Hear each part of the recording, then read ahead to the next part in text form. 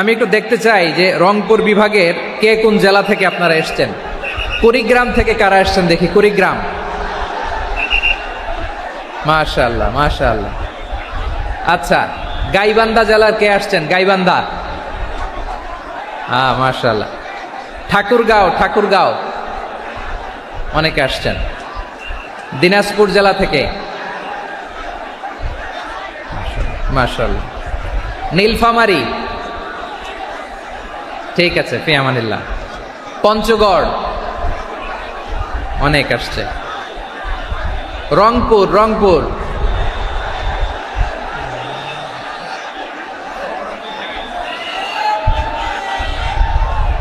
মাশাআল্লাহ মাশাআল্লাহ মাশাআল্লাহ, ঠিক আছে। লালমনিরহাটের কারা দেখি, লালমনিরহাট।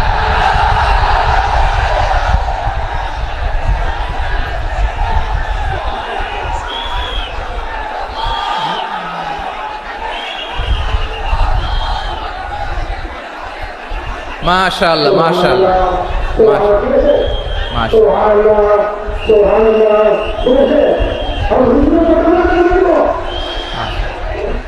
ঠিক আছে ঠিক আছে। আচ্ছা, এই রংপুর বিভাগের বাইরে থেকে অন্য জেলার কারা কারা আসছেন দেখি, তাও আছে অনেকে। মাশাআল্লাহ, ঠিক আছে ঠিক আছে। আজকের প্রোগ্রামে উপস্থিত আছেন প্রধান অতিথি হিসেবে অধ্যক্ষ আসাদুল হাবিব দুলু ভাই, সাংগঠনিক সম্পাদক বিএনপি, জাতীয় নির্বাহী কমিটির সভাপতি, জেলা বিএনপি লালমনিরহাট। বিশেষ অতিথি হিসেবে আমাদের অনেক ভাইরা এসছেন, সবাইকে শুকরিয়া জানাই। সভাপতিত্ব করছেন জনাব আব্দুল হাকিম। আইন শৃঙ্খলা বাহিনী, প্রশাসন, ভলান্টিয়ার্স, শুনেছি আমি প্রায় 5,000 ভলান্টিয়ার্স আপনারা নিয়োগ দিয়েছেন। আলহামদুলিল্লাহ আলহামদুলিল্লাহ, অনেক গোছালো প্রোগ্রাম। আমার প্রাণ ঢালা ভালোবাসা জানবেন, আমার হৃদয়ের গহীন থেকে ভালোবাসা নেবেন, শুভেচ্ছা জানবেন সবাই। ঠিক আছে ঠিক আছে। প্রিয় ভাইরা, আমরা আর কাল বিলম্ব না করে মূল আলোচনায় চলে যেতে চাই। আজকে যে টপিকের উপর আমি কথা বলবো, টপিকটা হচ্ছে peaceful coexistence and communal harmony, শান্তিপূর্ণ সহাবস্থান এবং সাম্প্রদায়িক সম্প্রীতি। আমাদের বাংলাদেশে সাম্প্রদায়িক সম্প্রীতি আছে না নাই? আবহমান কাল থেকে আমরা মুসলিম, হিন্দু, বৌদ্ধ, খ্রিস্টান, পাহাড়ি, নৃগোষ্ঠী মিলেমিশে একাকার, আমরা সবাই মিলে বাংলাদেশ। আওয়াজ করে বলেন ঠিক কিনা? আমাদের পারস্পরিক সম্প্রীতি, ভালোবাসা, সৌহার্দ্যপূর্ণ আচরণ, বোঝাপড়া, এটা বেশ মজবুত, বেশ মজবুত। তবে মাঝে মাঝে আমাদের এই সম্প্রীতির ভেতরে অনেকে ফাটল ধরাতে চায়। আমরা যে সুখে আছি, শান্তিতে আছি, এটা অনেকের ভালো লাগে না, ঠিক কিনা বলেন? আমাদের মধ্যে সাম্প্রদায়িক সম্প্রীতি, সৌহার্দ্যপূর্ণ আচরণ, ভালোবাসা, এটা আবহমান কাল ধরে আছে। তার প্রমাণ, আমরা তাফসিরুল মাহফিলের আয়োজন করলে আমাদের হিন্দু ভাইরা ডিস্টার্ব করে না, ঠিক কিনা? এবং আমি যদি বলি হাত তোলেন, হিন্দু ধর্মের কারা কারা এসেছেন, কত শত কত হাজার যে হাত উঠবে, আপনি অবাক হয়ে যাবেন। আমি চাচ্ছি না হাত উঠাতে। খুলনাতে সর্বশেষ যে আমি প্রোগ্রাম করে গেলাম, সেখানে কয়েকশো হিন্দু ভাই আসছে আমাদের আলোচনা শুনতে, আলহামদুলিল্লাহ। অনেক বৌদ্ধরা আসে, অনেক খ্রিস্টানরা আসে। এবার সফরেও অনেক হিন্দু ভাইরা আমার সাথে দেখা করেছে, তারা বলেছে হুজুর আমরা আপনার আলোচনা শুনি, আলহামদুলিল্লাহ বলেন। So it's our responsibility to present our religion to our non-Muslim brothers and sisters. আমাদের অমুসলিম ভাই বোনদের কাছে ইসলামের সৌন্দর্য তুলে ধরা, এটা আমাদের দায়িত্ব। We all are the ambassador of Islam. আমরা প্রত্যেকে দায়িত্বশীল, আমরা প্রত্যেকে এক একজন ইসলামের অ্যাম্বাসেডর, আলহামদুলিল্লাহ বলেন। এজন্য এমনভাবে দ্য বিউটি অফ ইসলাম, ইসলামের সৌন্দর্য আমাদেরকে ফুটিয়ে তুলতে হবে, যাতে করে নন মুসলিমরা শাহাদা পড়ে, কালিমা পড়ে মুসলমান হয়ে যায়। অনেক নন মুসলিম ভাই বোন আমাদের হাতে শাহাদা পড়ে, কালিমা পড়ে মুসলমান হয়েছে, অনেক। সো আমরা যেন ইসলামের বিউটিটাকে তুলে ধরতে পারি, এবং এই যে সম্প্রীতি, এটাকে যেন আমরা অটুট রাখতে পারি। আদতে আদতে বাংলাদেশের ইতিহাস বলে আমাদের দেশে কোনো দাঙ্গা নাই, আছে? লালমনিরহাটের ভাইয়ের আওয়াজ করে বলেন, আমাদের দেশে হিন্দু মুসলিম দাঙ্গা আছে? আমরা ভাই ভাই, আওয়াজ করে বলুন তো, আমরা কি ভাই ভাই? কিন্তু কিছু দুষ্ট লোক আছে, তারা আমাদের সম্পর্কের মধ্যে ফাটল ধরাতে চায়, ঠিক কিনা বলেন? মাঝে মাঝে ঝগড়া লাগাতে চায়। দেখবেন পত্রপত্রিকায় দেখা যায় বিভিন্ন ধর্মীয় উপাসনালয়গুলোতে হামলা চালানো হয়। এগুলো রাজনৈতিক উদ্দেশ্য প্রণোদিত, এগুলোর সাথে ইসলামের কোনো সম্পর্ক নাই। এজন্য এই দুর্বৃত্তদের ব্যাপারে আমাদের সাবধান থাকতে হবে। আমরা সবসময় যেমনি ঐক্যবদ্ধ, ইউনাইটেড, আমরা যদি এরকম ইউনাইটেড থাকি, এই সমস্ত দুর্বৃত্তদের কালো হাত ভেঙে দিতে আমাদের 1 ঘন্টাও লাগবে না। চিল্লায় বলো ঠিক কিনা? আমরা সংঘবদ্ধ থাকব। এই যে আমাদের পিসফুল কোএক্সিস্টেন্স, শান্তিপূর্ণ সহাবস্থান। হিন্দুরা পূজা করে, যেদিন হিন্দুদের পূজা অনুষ্ঠান আমরা ওই দিন তাফসির মাহফিল করি না, ঠিক কিনা বলেন? যেদিন আমাদের তাফসিরুল কোরআনের প্রোগ্রাম, ওই দিন আমাদের হিন্দু ভাইরা ডিস্টার্ব করে না। সুবহানাল্লাহ। হিন্দুদের পূজা অনুষ্ঠানে মাদ্রাসার ছাত্র যে পাহারা দেয়, গোটা বিশ্বে এরকম দৃষ্টান্ত নজির বিরল, ঠিক কিনা বলেন? আইন শৃঙ্খলা বাহিনীর পাশাপাশি মাদ্রাসার ছাত্ররা যে সেখানে পাহারা দেয়, গোটা পৃথিবীতে এই দৃষ্টান্ত আপনি পাবেন। মাদ্রাসার ছাত্ররা, তারা তো কোরআনের ধারক, তারা হাদিসের ধারক, তারা কেন মন্দির পাহারা দিবে? এই সম্প্রীতিকে ধরে রাখার জন্য, এই সৌহার্দ্যকে ধরে রাখার জন্য, আমাদের পারস্পরিক ভালোবাসাকে অটুট রাখার জন্য। আওয়াজ করে বলতে হবে ঠিক কিনা? এখন বলেন, আমাদের এই ভালোবাসা অটুট থাক আমরা চাই কি চাই না? আমরা হিন্দু মুসলিম মিলেমিশে শান্তিপূর্ণ সহাবস্থান, সাম্প্রদায়িক সম্প্রীতি, লালমনিরহাটের ভাইয়ের আওয়াজ করে বলুন, এই সাম্প্রদায়িক সম্প্রীতি আমরা চাই কি চাই না? আল্লাহ এই দেশকে তুমি বরকতময় করো, বাংলাদেশকে তুমি শান্তিময় করো। আওয়াজ করে সবাই বলেন আমিন। এই জায়গাটাতে সামান্য একটু আওয়াজ হচ্ছিল, এটাও থেমে গেছে। আলহামদুলিল্লাহ, আলহামদুলিল্লাহ। এখন একেবারে everything is in my control. মাশাআল্লাহ। ঠিক আছে, আমি মূল আলোচনায় যাই। প্রিয় ভাইরা, আমি বলেছিলাম আমার আলোচনার বিষয় হচ্ছে শান্তিপূর্ণ সহাবস্থান, সাম্প্রদায়িক সম্প্রীতি। আমরা দেখব ইসলাম আমাদেরকে কি কি দিক নির্দেশনা দেয়। শান্ত হইতে হবে। খরগোশের কানের মতো কান দুটো আমার দিকে করে রাখেন। আমি এখনো উঠে যাব, হাত নাড়ায় লাভ নাই, আমি উঠে যাব। তাকায় থাকো আর কান খাড়া, আওয়াজ হবে না। হ্যাঁ, মাশাআল্লাহ, মাশাআল্লাহ, ঠিক আছে। আমরা দেখব যে রাসূল সাল্লাল্লাহু আলাইহি ওয়াসাল্লাম এই পিসফুল কোএক্সিস্টেন্সের জন্য আমাদের কি শিখিয়েছেন, কি কি গাইডলাইন দিয়েছেন। আমরা 1, 2, 3, 4 করে এগুলো আপনাদের সাথে শেয়ার করব। আমি আপনাদের খেদমতে সূরাতুল আনআমের 108 নম্বর আয়াত তেলাওয়াত করেছি। এখানে আল্লাহ রাব্বুল ইজ্জা ওয়াল জালাল তিনি ইরশাদ করছেন, ওয়ালা তাসুব্বুল্লাযীনা ইয়াদউনা মিন দুনিল্লাহি ফায়াসুব্বুল্লাহা আদওয়াম বিগাইরি ইলম কাযালিকা যায়্যান্না লিকুল্লি উম্মাতিন আমালাহুম সুম্মা ইলা রাব্বিহিম মারজিউহুম ফায়ুনাব্বিউহুম বিমা কানু ইয়ামালুন। রব্বুল আলামিন বলেন, গোলাম ও আমার ইমানদার বান্দারা শোনো শোনো, ও আমার বিশ্বাসী বান্দারা শোনো শোনো, লা তাসুব্বুল্লাযীনা ইয়াদউনা মিন দুনিল্লাহ ফায়াসুব্বুল্লাহা আদওয়াম বিগাইরি ইলম। ও আমার বিশ্বাসী বান্দারা, যারা আল্লাহকে ব্যতি রেখে, আল্লাহকে বাদ দিয়ে অন্য উপাস্যকে ডাকে, দেবীর পূজা করে, দেবতাদের পূজা করে, তোমরা খবরদার তাদের গালি দিও না। আওয়াজ করে বলেন, কি দিও না? আল্লাহ বলেন, ও বিশ্বাসীরা শোনো, যারা আল্লাহকে বেছে রেখে দেবীর পূজা করে, অন্য উপাস্যের পূজা করে, তাদেরকে ডাকে, ওই দেবতাদেরকে তোমরা গালি দিও না। যদি ওই দেবতাদেরকে গালি দাও, তাহলে ভুলবশত, শত্রুতাবশত তারা তোমাদের রব আল্লাহকে গালি দেবে, ঠিক কিনা? তোমরা যদি তাদের দেবতাদের গালি দাও, ওরা রেগে তোমার আল্লাহরে গালি দিবে, তাহলে আল্লাহরে গালি খাওয়ানোর কারণ হয়ে গেলাম আমি, ঠিক কিনা বলেন?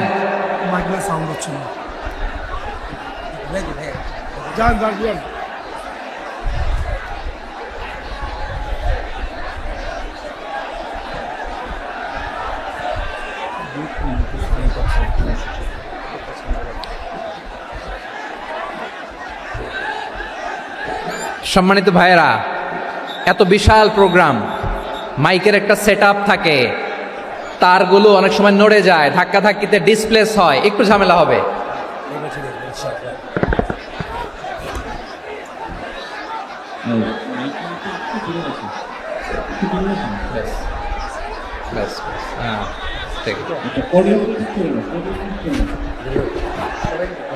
ঠিক আছে,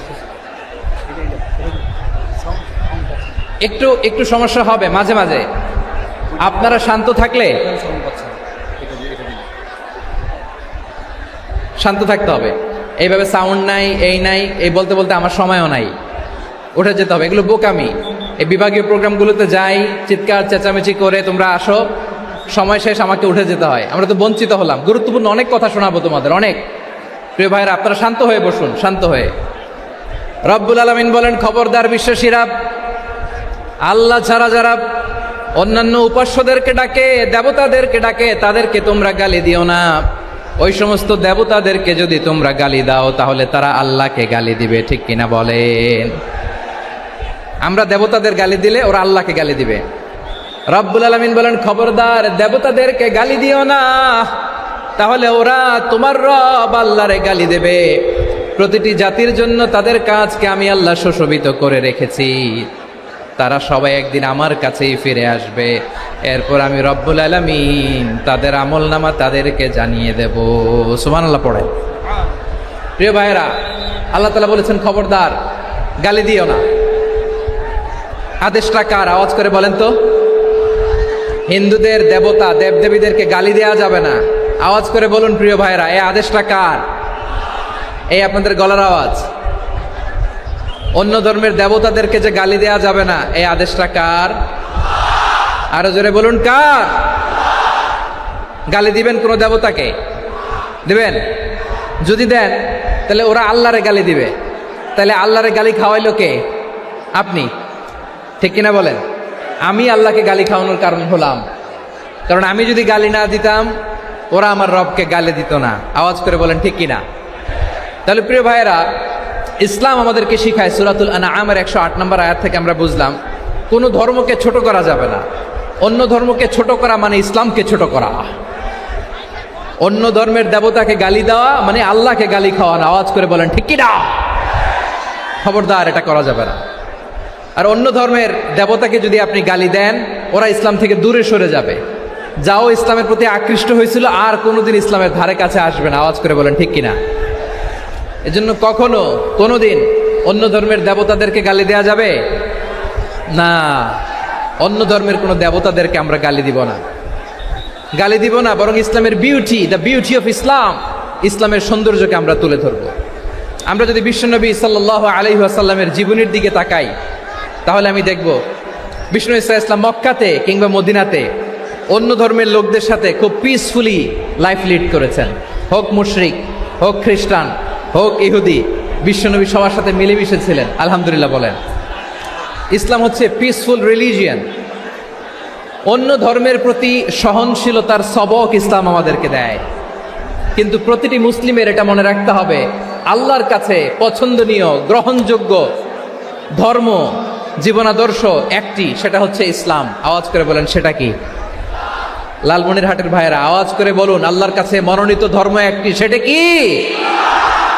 এজন্য রব্বুল আলামিন বলেন, ইন্নাদ-দীনা ইনদাল্লাহিল ইসলাম, আল্লাহর কাছে মনোনীত গ্রহণযোগ্য অ্যাকসেপ্টেড ধর্ম মতাদর্শ একটা, সেটা হলো ইসলাম। ইসলাম ছাড়া অন্য কোনো ধর্ম যদি কেউ তালাশ করে, তার ওই ধর্ম আল্লাহ গ্রহণ করবে না। ওমাই ইয়াবতাগি গায়রাল ইসলামি দীনান ফালাই ইউকবালা মিন ওয়া হুয়া ফিল আখিরাতি মিনাল খাসিরিন।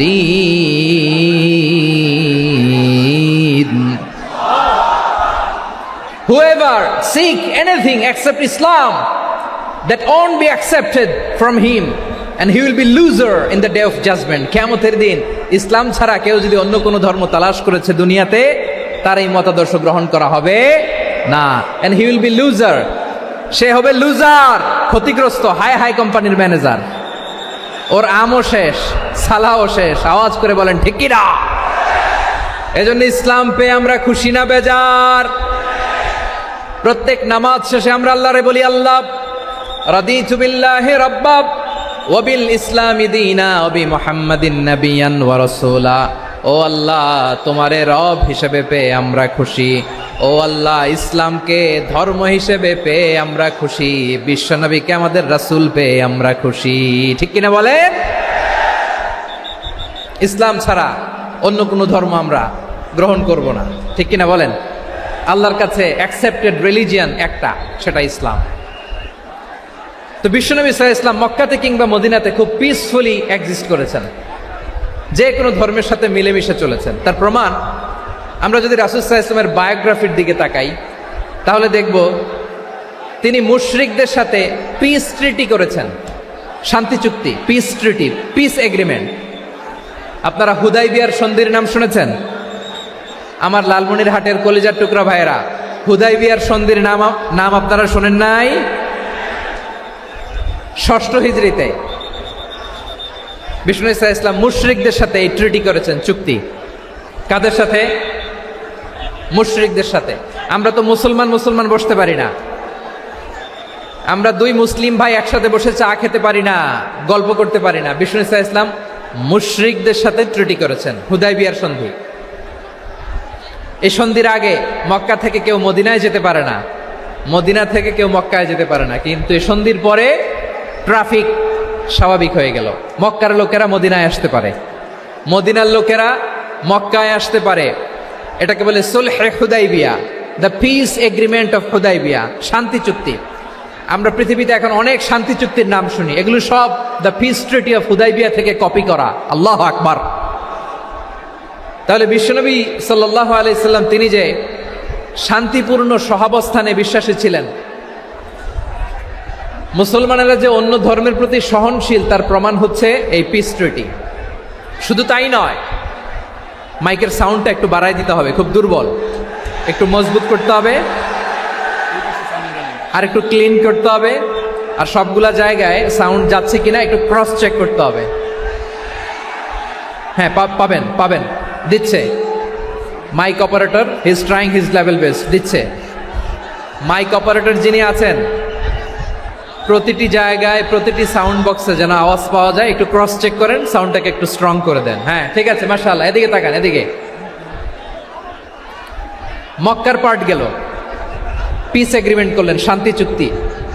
বিষ্ণু ঈসা ইসলাম মদিনায় যে কি করলেন?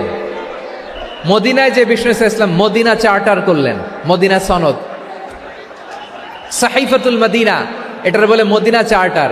যে ওয়েস্টে, ইউরোপে, আমেরিকাতে তারা অনেক চার্টার করে, এই সব চার্টার মদিনা চার্টার থেকে কপি করা। আওয়াজ করে পড়েন সুবহানাল্লাহ। বিষ্ণু ঈসা ইসলাম মদিনায় গেলেন, মদিনাতে মুসলিম, মুশরিক, ইয়াহুদি, এই 3 ধর্মের লোক মিলে সব স্টেক হোল্ডার যারা আছে সবাইকে নিয়ে বিষ্ণু ঈসা ইসলাম মদিনা চার্টার করলেন, মদিনা সনদ। পড়েন সুবহানাল্লাহ। শুধু তাই নয়, মক্কাতে বিশ্বনবী পিস এগ্রিমেন্ট করলেন, শান্তি চুক্তি মুশরিকদের সাথে। মদিনাতে যে বিশ্বনবী মদিনা চার্টার করলেন, মদিনা সনদ করলেন ইহুদিদের সাথে। আবার মদিনাতে বিশ্বনবী ইহুদিদের সাথে পিস ডায়ালগ করলেন, ইন্টারফেথ ডায়ালগ করলেন, আন্তধর্মীয় সংলাপ করলেন। যেই সংলাপের মূল ভিত্তি ছিল তাওহীদ। মূল ভিত্তি ছিল কি? তাওহীদ। বিশ্বনবী ইহুদিদেরকে ডাকলেন, আহ্বান করলেন, কুল ইয়া আহলাল কিতাবি তাআলাউ ইলা কালিমাতিন সাওয়াইন বাইনানা ওয়া বাইনাকুম আল্লা না'বুদা ইল্লাল্লাহ ওয়া লা নুশরিকা বিহি শাইআন ওয়া লা ইয়াত্তাখিযা বা'দুনা বা'দান আরবাবাম মিন দুনিল্লাহ فإن تولوا فقولوا اشهدوا بأننا مسلمون। সুবহানাল্লাহ পড়েন। বিশ্বনবী মদিনার ইহুদিদের ডেকে বললেন, ও ইহুদিরা, শোনো শোনো, আসো এমন একটা আদর্শের প্রশ্নে আমরা একত্রিত হই, যে আদর্শের প্রচার তোমাদের নবীরাও করেছে, আমিও করি। যে আদর্শের কথা তোমাদের পবিত্র ধর্মগ্রন্থগুলোতে আছে, আমার কোরআনেও আছে। সেটা হলো তাওহীদ। আমরা এক আল্লাহ ছাড়া কারো ইবাদত করব না, আল্লাহর সাথে কাউরে শরীক করব না, আল্লাহ ছাড়া কাউরে রব মানব না। পড়েন সুবহানাল্লাহ। তাহলে আমার প্রিয় লালমনিরহাটের ভাইরা, মদিনাতে যেয়ে তিনি মদিনা চার্টার করলেন, মদিনা সনদ, পিস ডায়ালগ করলেন, শান্তির সংলাপ, ইন্টারফেথ ডায়ালগ করলেন, আন্তধর্মীয় সংলাপ, যার ভিত্তি ছিল তাওহীদ। সুবহানাল্লাহ পড়েন। তাহলে অন্য ধর্মের প্রতি সব সময় ইসলাম সহনশীল, টলারেন্স। যদি আপনি দেখতে চান ইসলামের নবী বিশ্ব নবীর দিকে তাকান, ঠিক কিনা বলেন? আমরা তো সংখ্যালঘুদের রাইটস প্রোটেক্ট করার জন্য কত আইন বানাই, কত বৈঠক করি, কত সংবাদ সম্মেলন করি। বিষ্ণু সাল্লাল্লাহু আলাইহি ওয়াসাল্লাম সংখ্যালঘুদের রাইটসের ব্যাপারে, অধিকারের ব্যাপারে যে কথা বলেছেন, শুনলে আপনি অবাক হয়ে যাবেন। বিশ্বনবী বলেন, আলা মান যালামা মুআহাদান আও ইনতাকাসাহু আও কাল্লাফাহু ফাওকা তাআতিহি আও কাল্লাফাহু ফাওকা তাকাতিহি আও আখাযা মিনহু শাইআন বিগাইরি তিবি নাফসিন ওয়া আনা হাজিজুহু ইয়াউমাল কিয়ামা। খবরদার, জেনে রাখো, কেউ যদি কোনো সংখ্যালঘুর উপরে অত্যাচার করে, কোনো সংখ্যালঘুর প্রাপ্য থেকে যদি কেউ কাউকে ঠকায়, সংখ্যালঘুর উপর যদি কেউ কষ্ট দেয়, কোনো সংখ্যালঘুর সম্পদ যদি কেউ জোর করে কেড়ে নেয়, আমি কিয়ামতের দিন বিশ্বনবী ওই সংখ্যালঘুর পক্ষে আর ওই মুসলমানদের বিপক্ষে বাদী হয়ে দাঁড়াবো। সুবহানাল্লাহ বলতে পারলেন না? আল্লাহু আকবার। আপনি নামাজি, আপনি মুসল্লি, আপনি হাজী সাহেব, তাহাজ্জুদ পড়তে পড়তে কপালে দাগ ফেলে দিছেন, আপনার প্রতিবেশী হিন্দু, ভাবছেন আমার তো পাওয়ার আছে, ওর জমিটা দখল করি। বিশ্বনবী বলেন, কিয়ামতের দিন ওই হিন্দুর পক্ষে তোর বিরুদ্ধে আমি বাদী হয়ে দাঁড়াবো। পৃথিবীর কোন ধর্মে এরকম স্টেটমেন্ট পাবেন? পাবেন? আপনি ভাবছেন আপনি নামাজ পড়লে হাজী সাহেব কপালে দাগ ফেলায় দিলে আপনি সেলসেলায় জান্নাতে চলে যাবেন না? খবরদার। বিশ্বনবী বলেন, কোন সংখ্যালঘুর উপর যদি কেউ আক্রমণ করে, তার প্রাপ্য তাকে না দিয়ে যদি তাকে ঠকায়, তার উপর জুলুম করে, তার সম্পদ যদি কেড়ে নেয়, আমি নবী, তুমি মুসলিম হইতে পারো, মুসল্লি হইতে পারো, তার পক্ষে, তোমার বিপক্ষে আল্লাহর দরবারে বাদী হয়ে দাঁড়াবো। আচ্ছা লালমনিরহাটের ভাইরা, কথা বুঝতে পারলে আওয়াজ করে উত্তর দেন। বিশ্বনবী যদি কারো বিপক্ষে দাঁড়ায় কিয়ামতের দিন, আই রিপিট, আমি আবারও বলছি, বিশ্বনবী যদি কিয়ামতের দিন কারো বিপক্ষে দাঁড়ায়, ও তো সেলসেলায়া জান্নাতি, তাই না? জান্নাতি না? যে নবীর সুপারিশ ছাড়া জান্নাতের গেটও দেখা যাবে না, ওই নবী যদি বলে তোর বিপক্ষে আমি বাদী হয়ে দাঁড়াবো, ওই জান্নাতে আর ঢোকার কোনো সুযোগ আমাদের থাকবে? এখানেই শেষ না আমার প্রিয় লালমনিরহাটের ভাইয়েরা, এখানেই শেষ নয়। বিশ্বনবী বলেন, মান কাতালা মুআহাদান, বুখারীর বর্ণনা, মান কাতালা মুআহাদান লাম ইয়ারাহ রাইহাতাল জান্নাহ। কেউ যদি, কোনো মুসলিম যদি অন্যায়ভাবে কোনো সংখ্যালঘুকে হত্যা করে, কোনো হিন্দুকে হত্যা করে, কোনো বৌদ্ধরে হত্যা করে, অন্যায়ভাবে কোনো মুসলিম যদি কোনো সংখ্যালঘুরে হত্যা করে, জান্নাতে যাওয়া তো দূরের কথা, ওই মুসলিম জান্নাতের ঘ্রাণও পাবে না। সেই বুখারীর বর্ণনা, মান কাতালা মুআহাদান লাম ইয়ারাহ রাইহাতাল জান্নাহ ওয়া ইন্না রিহাহা লা ইউজাদু মিন মাসিরাতি 40 আমা। যে জান্নাতের ঘ্রাণ 40 বছর দূরের রাস্তা থেকেই পাওয়া যায়। সুবহানাল্লাহ পড়েন। প্রিয় ভাইরা, এখান থেকে জান্নাতে পৌঁছতে লাগবে 40 বছর। এত দূর, কত বছর? সবাই বলেন কত বছর? এখান থেকে জান্নাতে পৌঁছতে লাগবে 40 বছর। এত দূরে থাকতেই জান্নাতের ঘ্রাণ আপনার নাকে এসে ধাক্কা মারবে। বিশ্বনবী বলেন, যে ব্যক্তি কোন সংখ্যালঘুকে হত্যা করে, জান্নাতের ঘ্রাণ তো পাবেই, জান্নাতে তো ঢুকতে পারবেই না, জান্নাতের ঘ্রাণও তার নাকে লাগবে না। পড়েন নাউযুবিল্লাহ। তাহলে সংখ্যালঘুদের ব্যাপারে ইসলামে অধিকার দেয়া আছে না নাই? লালমনিরহাটের ভাইয়ের আওয়াজ করে বলেন, আমার সংখ্যালঘু হিন্দু ভাইদের রাইটস, অধিকার আমাদের ইসলামে প্রোটেক্টেড আছে না নাই? এখানেই শেষ না। বিষ্ণু ইসলাম আপনার অমুসলিম প্রতিবেশীর সাথে ভালো আচরণ করতে বলেছে। আমাদের হয় না এটা মুসলিম পাড়া, ওটা বৌদ্ধ পাড়া, হয় না? অনেক সময় হয় না এটা আমাদের মুসলিম পাড়া, ওইটা হিন্দু পাড়া, এরকম আছে না নাই? লালমনিরহাটে নাই না? আছে? হিন্দু যদি আপনার প্রতিবেশী হয় কি করবেন? ওরে কষ্ট দিবেন নাকি? কেন, ও তো হিন্দু, ও তো আমার আল্লাহরে ডাকে না, ওরে কষ্ট দিলে জায়েজ হবে না? খবরদার। বিষ্ণু ঈসা ইসলাম বলেন, মান কানা ইউমিনু বিল্লাহ ওয়াল ইয়াউমিল আখির ফালিউকরিম জারাহ, যে আল্লাহ বিশ্বাস করে আর আখিরাতে বিশ্বাস করে সেজন্য প্রতিবেশীর সাথে ভালো আচরণ করে। সুবহানাল্লাহ। কলিজা জুড়ায় যায় না আমার নবীর কথাগুলো শুনলে? যে আল্লাহ বিশ্বাস করে, যে আখিরাতে বিশ্বাস করে সেজন্য প্রতিবেশীর সাথে ভালো আচরণ করে। এখানে বলছে মুসলিম প্রতিবেশী বলছে, নামাজি প্রতিবেশী বলছে, আল্লাহওয়ালা প্রতিবেশী বলছে না। প্রতিবেশী আস্তিক হোক নাস্তিক হোক, প্রতিবেশী মুমিন হোক মুশরিক হোক, প্রতিবেশী হইলেই তার সাথে ভালো আচরণের দরকার আছে না নাই? আমার প্রিয় লালমনিরহাটের ভাইয়েরা, বিষ্ণু ঈসা ইসলাম ওনার ইহুদি প্রতিবেশীদের দেখাশোনা করতেন। আওয়াজ না শোনা যাক, আমারও তো দেখা যায়, আমারও তো দেখা যায়। তাকায় থাকেন, তাকায় থাকলে সওয়াব হবে। কোরআনের কথা যেখান থেকে হয় এদিকে তাকায় থাকলেই বরকত। তাকায় থাকেন।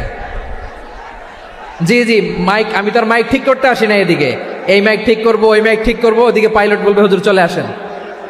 জি বসুন, বসুন, মাশাআল্লাহ। হ্যাঁ, খুব শান্ত, ঠিক আছে। পুলিশ ভাইরা না খেয়ে দিনরাত আপনারা যাতে সুশৃঙ্খল একটা প্রোগ্রাম উপহার পান এটাই চেষ্টা করতেছে, আপনাদেরকে কষ্ট দিতে আসে নাই। একটু একটু সহযোগিতা করেন। জি মাশাআল্লাহ। হ্যাঁ ঠিক আছে। আমার প্রিয় ভাইরা, প্রতিবেশী আস্তিক হোক নাস্তিক হোক, মুসলিম হোক হিন্দু হোক, তার সাথে ভালো আচরণ করতে হবে। বিষ্ণু ঈসা ইসলাম ওনার ইহুদি প্রতিবেশীর বাসায় যেতেন। কোন প্রতিবেশী? ইহুদি। আওয়াজ করে বলেন, কোন প্রতিবেশী? ইহুদি। এক ইহুদি কিশোর বিষ্ণু ঈসা ইসলামের খেদমত করতে, ইহুদি ছেলে আমার নবীর খেদমত করতো, তারা ছিল নবীর প্রতিবেশী। তো অনেক দিন হয় ইহুদি ছেলেটা আসে না। বিষ্ণুনবী খোঁজ দিলেন, ঘটনা কি? একটা ইহুদি ছেলে না আমার খেদমতে আসতো, ছেলেটা কই? খোঁজ নিয়ে জানলেন ছেলেটা অসুস্থ। বিষ্ণু ঈসা ইসলাম ওই ইহুদির বাড়িতে চলে গেলেন ওই ছেলেটাকে দেখা করার জন্য, ভিজিট করার জন্য। সুবহানাল্লাহ পড়বেন না? গেলেন, যে দেখে ইহুদি ছেলেটা মুমূর্ষ, জান জান যায় যায় ভাব, বিছানায় পড়ে আছে, তার বাবা দাঁড়ানো। বিশ্বনবী তার মাথার পাশে বসলেন, মাথায় হাত বুলিয়ে দিলেন, আর ছেলেটাকে বললেন আসলিম, হে ইহুদি ছেলে আসলিম, ইসলাম ধর্ম গ্রহণ করো। তো ছোট্ট ছেলে ভাবে আমরা ইহুদি, এখন ইসলাম ধর্ম গ্রহণ করলে আব্বা যদি বকা দেয়। ফানাযারা ইলা ওয়াজহি আবি, ছেলেটা তার বাবার চেহারার দিকে তাকালো, দেখি আব্বা কি কয়। আব্বা যদি বলে তাইলে ইসলাম ধর্ম গ্রহণ করবো। ইহুদি ছেলেটা তার বাবার দিকে যখন তাকালো, ওর বাবা বলে আতি আবুল কাসিম, আবুল কাসিম যা বলে তাই করো। আবুল কাসিম হচ্ছে বিষ্ণু ঈসা ইসলামের একটা কুনিয়াত, উপনাম। আমার রাসূলের বড় ছেলের নাম ছিল কাসেম। যেমন দেখবেন আমাদের এলাকায় কারো ছেলের বড় ছেলের নাম যদি হয় আব্দুল্লাহ, এরা আব্দুল্লাহর বাপ বলে ডাকে। কারো বড় মেয়ের নাম যদি হয় ফাতেমা, এরা কি ডাকে? ফাতেমার বাপ বলে না? তো বিষ্ণু ঈসা ইসলামের বড় ছেলের নাম ছিল কাসেম। ইহুদি বাবা বলল আতি আবুল কাসেম, আবুল কাসেম যা বলে তাই শোনো, মানে মোহাম্মদ যা বলে তাই শোনো। এই কথা শুনে ছেলে সাহস পাইছে, ছেলে আবার পড়তে আরম্ভ করলো আশহাদু আল্লাহ ইলাহা ইল্লাল্লাহ ও আশহাদু আন্না মুহাম্মাদার রাসূলুল্লাহ, পড়েন আল্লাহু আকবার। বিশ্বনবীর আহ্বান শুনে ওই আহ্বানে সাড়া দিয়ে ইহুদি ছেলে শাহাদা পড়ে মুসলমান হয়ে গেল। তার হৃদয়টারে ইমানের নূর দিয়ে আলোকিত করে দিল কে? প্রিয় ভাইরা, এবার রাসূল সাল্লাল্লাহু আলাইহি ওয়াসাল্লাম বের হয়ে আসলেন ঘর থেকে, আর বললেন আলহামদুলিল্লাহিল্লাযী আনকাযাহু মিনান নার, প্রশংসা সে আল্লাহর যে আল্লাহ জাহান্নামে চলে যাচ্ছিল প্রায় এমন একটা লোককে মুহূর্তের মধ্যে কালেমায়ে শাহাদাতের বদৌলতে জান্নাতি বানায় দিলেন। আওয়াজ করে পড়েন সুবহানাল্লাহ। এই হাদিস থেকে আমরা কি শিখলাম? What is the moral of the story? এক নম্বর স্টোরি হলো, প্রতিবেশী ইহুদি হোক হিন্দু হোক, যাবেন, সুসম্পর্ক রাখবেন, উপহার দিবেন, বিপদে পাশে দাঁড়াবেন, তাইলেই তো আপনাদের প্রতি, মুসলমানদের প্রতি তারা আকৃষ্ট হবে, ঠিক কিনা বলেন? আপনি যদি হিন্দুদের সাথে বৌদ্ধদের সাথে নাই মিশেন, নাস্তিকের কাছে নাই যান, তো ইসলামের সৌন্দর্যটা ওরা বুঝবে কেমনে? আমার অনেক হিন্দু পরিচিত ভাই আছে, ওরা আমাদের ইফতারির প্রোগ্রামে এসে একসাথে ইফতারি করে। অনেক মদখোর আমার সাথে বসে একসাথে ডিনার করে, হাফ প্যান্ট পরা, গলায় স্বর্ণের চেইন, হাতে স্বর্ণের ব্রেসলেট, আইসা আমার সাথে ডিনার করছে, আছে এরকম গাঁজাখোর। আমি বলে আসো, welcome welcome to my dinner, আসো বসো। বসলেই তো আমি ওর ডিএনএ, চিন্তার ডিএনএ চেঞ্জ করে দেওয়ার সুযোগ পাবো। চিল্লায় বলো ঠিক কি না? আসতে হবে আমার কাছে। Hour door is open, the door of Islam is open 24/7। সব সময় আমাদের ইসলামের দরজা আমার অমুসলিম ভাইদের জন্য খোলা আছে না নাই? এই হাদিস থেকে দুইটা শিক্ষা। এক নম্বর শিক্ষা, প্রতিবেশী মুসলিম হোক অমুসলিম হোক, যান। অসুস্থ হইলে একটু আপেল নিয়ে যান, আঙ্গুর নিয়ে যান, কমলা নিয়ে যান, তাদের সাথে ভালো আচরণ করেন। ইসলামের বিউটি দেখে, সৌন্দর্য দেখে অবাক হবে, নসিব ভালো হলে কোনোদিন কালিমা পড়ে মুসলমান হয়ে যাবে। ঠিক কিনা বলেন? তাহলে অমুসলিমের সাথে ভালো সম্পর্ক। বিশ্বনবী ইহুদির বাড়িতে গেলেন, ইহুদির বাড়ি, আর আমার মুসলমান ভাই আমার কাফের বলে, এরকম আছে না নাই? মুসলিমরা দেখতে পারে না, সহ্য করতে পারে। বিশ্বনবী সাল্লাল্লাহু আলাইহি ওয়াসাল্লাম ইহুদির বাড়িতে গেলেন, এটা একটা শিক্ষা। আরেকটা শিক্ষা হলো, ভাইয়েরা ধাক্কা মেরে এসে সামনে এসে কি লাভ? প্রোগ্রাম তো শেষ হচ্ছে, এখনই শেষ হচ্ছে তো। এই যে আমাদের বকশি ভাই ওয়াদা নিল, হাত তোলালো, মিম বলে এত কথা বললো, তো আমি জেলায় জেলায় যে খালি হাত নাড়াই তোমাদের জন্য নাকি? হ্যাঁ, হাত নাড়াই শুধু। এই ধাক্কাইতে ধাক্কাইতে এদিকে এসে হাত নাড়াইতেছে, হয়েছে তো, দেখলাম তো, ঠিক আছে, মাশাআল্লাহ, অনেক সুশৃঙ্খল, অন্যান্য যে কোনো জেলার চেয়ে অনেক সুশৃঙ্খল। আমার দিকে তাকাও, আমার দিকে তাকাও, ঠিক আছে। এই যে দাঁড়িয়ে আছে, একটা ছেলে নড়ে না, দেখছেন? মাশাআল্লাহ মাশাআল্লাহ মাশাআল্লাহ। হ্যাঁ, এইভাবেই। আর কয়েকটা মজাদার কথা আছে, শোনো। এই হাদিস থেকে আমাদের শিক্ষা হলো, আমার প্রতিবেশী যেই ধর্মের হোক আমি সম্পর্ক রাখবো। অসুস্থ হলে যাব, কি বলেন ভাইরা? যাবেন না? যাবেন না আপনারা? আচ্ছা, 2 নম্বর শিক্ষা হলো, বিষ্ণু ঈসা ইসলামের খাদেম ছিল ইহুদি, এতদিন খেদমত করলো, একদিনও বিশ্বনবী ওরা কালিমার দাওয়াত দেয় নাই। কারণ কি? বিশ্বনবী একটা ভালো সময়ের অপেক্ষা করতেছিলেন, প্রপার টাইমিং। দাঈর কাজ হচ্ছে দাঈ ইলাল্লাহ, সে হচ্ছে সুযোগ সন্ধানী। দাঈ সুযোগ খুঁজে, কখন দাওয়া দিলে ব্যাটে বলে হবে, ঝোপ বুঝে কোপ মারে, ঠিক কিনা বলেন? বিষ্ণু ইসলাম ভালো সময়ের অপেক্ষা করতেছিলেন, দেখি ভালো সময় আসুক আসুক আসুক আসুক। আস্তে আস্তে এমন সময় আসছে, ছেলে এবার মুমূর্ষ। অসুস্থ ব্যক্তির হৃদয় অত্যন্ত নরম থাকে। হসপিটালে যখন কেউ যায় তার হৃদয়টা বড্ড নরম থাকে, মৃত্যুর ভয়ে তার অন্তরটা নরম থাকে, ঠিক কিনা বলেন? এই প্রপার টাইমিং এর অপেক্ষা করতেছিলেন। যখনই টাইমিং পেয়েছেন, দাওয়াত দিলেন, পড়ো লা ইলাহা ইল্লাল্লাহ, সুবহানাল্লাহ পড়েন সবাই। তাহলে ইসলাম অমুসলিম প্রতিবেশীর সাথে ভালো আচরণ করতে বলে। ইসলাম অমুসলিম মাতা পিতার সাথেও ভালো আচরণ করতে বলে। মাতা পিতা যদি অমুসলিম হয়, তারা ফেলে দিতে পারবেন? পারবেন? আমার লালমনিরহাটের ভাইয়েরা, অনেক হিন্দু ছেলে আমাদের হাতে শাহাদা পড়ে মুসলিম হয়, কিন্তু ওর মা মুসলমান হয় নাই, বাবাও হয় নাই, এরকম আছে না নাই? তো ও হয়েছে মুসলিম, মা বাপ হিন্দু, এখন মা বাপ কি বাদ? হ্যাঁ, মা বাপ বাদ দেয়া যাবে? যেই মা আপনারে 9 মাস 8 মাস পেটে ধারণ করলো, আপনার মায়ের নার ছেঁড়া ধন, আপনি ওই মারে বাদ দিতে পারবেন? যে মায়ের বুকের তাজা দুধ খেয়ে আপনি আজকে বাড়ন্ত তাজা তরতাজা, ওই মারে বাদ দেয়া যাবে?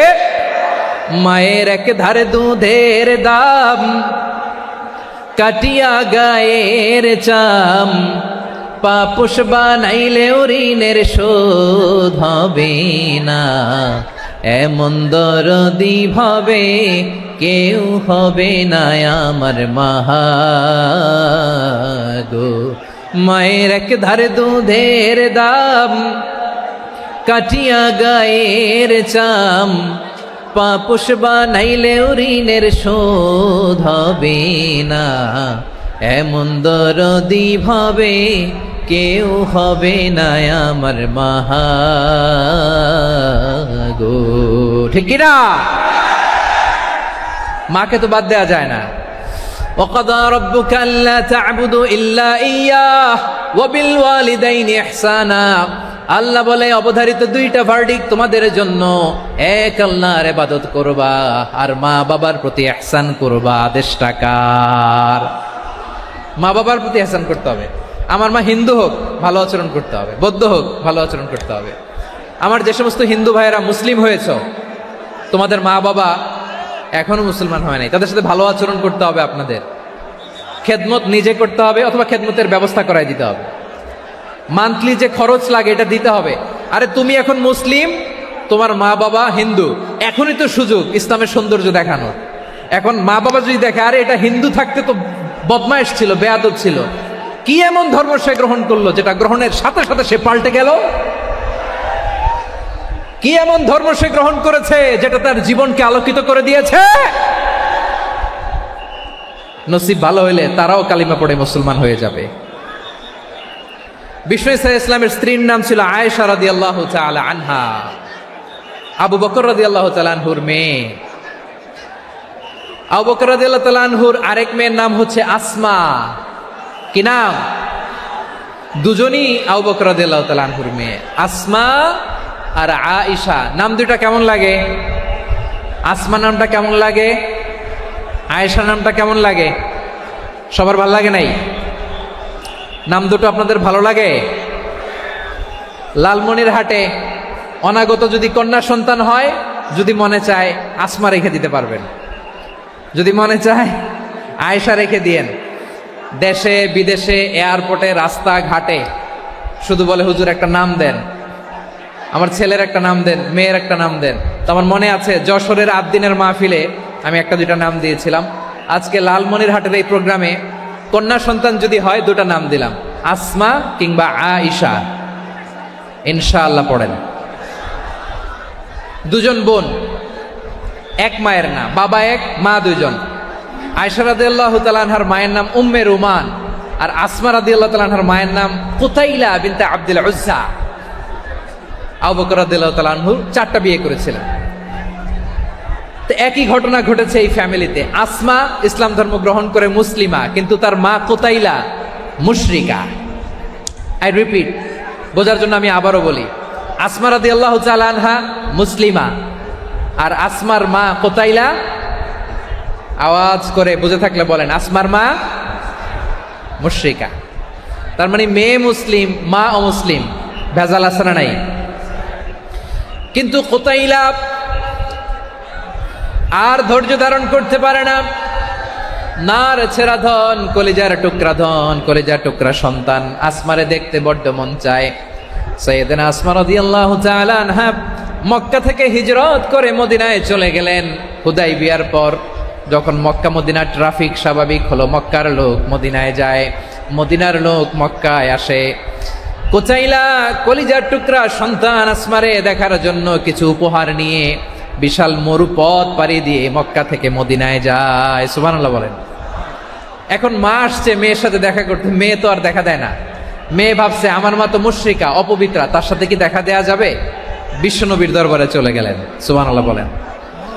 কি সৌভাগ্যবান ছিল তারা, মাসলা জানার দরকার হলেই নবীর দরবারে চলে যেত।